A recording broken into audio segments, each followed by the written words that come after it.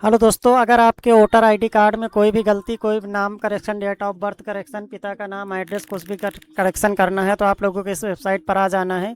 इस वेबसाइट का लिंक हम डिस्क्रिप्शन पर दे देंगे, डायरेक्टली आ सकते हैं। यहाँ पर देखेंगे फिल फॉर्म ऐड कर ईपिक नंबर डाल देंगे। यहाँ पर सबमिट करने के बाद आप लोग आधार नंबर डाल देंगे, अपना मोबाइल नंबर डाल देंगे। यहाँ पर नेक्स्ट कर देंगे। नेक्स्ट करने के बाद यहाँ से पूछ रहा है आप क्या करेक्शन करना चाहते हैं। यहाँ पर आप लोग एक साथ 4 चीज़ों का करेक्शन कर सकते हैं। तो यहाँ पर हम सिर्फ नाम करेक्शन करेंगे।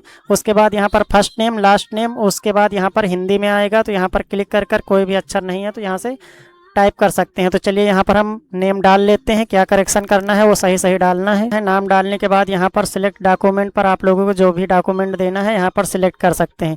उसके बाद अपलोड पर आप लोगों को क्लिक करके जहाँ पर भी आपका आधार कार्ड रखा हुआ है फ्रंट साइड का अपलोड कर देना है। अपलोड करने के बाद आप लोगों को नेक्स्ट कर देना है। नेक्स्ट करने के बाद यहाँ पर आप लोग जहाँ से करेक्शन कर रहे हैं उस करेक्शन का एरिया डाल देना है, गांव डाल देना है। उसके बाद यहाँ पर आप लोगों को ये कैप्चा डाल देना है। कैप्चा डालने के बाद प्रीव्यू एंड सबमिट पर आप लोगों को क्लिक कर देना है। यहाँ पर आप लोगों का फॉर्म खुल कर आएगा, जो भी आप करेक्शन करना चाहते हैं यहाँ पर आप लोगों को दिखेगा। उसके बाद यहाँ पर सही है तो यहाँ पर ई साइन पर आप लोगों को क्लिक कर देना है। उसके बाद यहाँ पर यस कर देना है। जैसे आप लोग सम्मिलित करेंगे तो यहाँ पर ई साइन वाले ऑप्शन पर आ जाएंगे। यहाँ पर आप लोगों को हम बता, पहले क्या था कि आप लोगों को ई साइन नहीं करना पड़ता था, आप लोगों का ऐसे ही करेक्शन हो जाता था। लेकिन अब ऐसा कुछ नहीं है, आप लोगों को यहाँ पर आधार से ई साइन करना रहता है। तो चलिए यहाँ पर हम अपना आधार नंबर डाल देते हैं।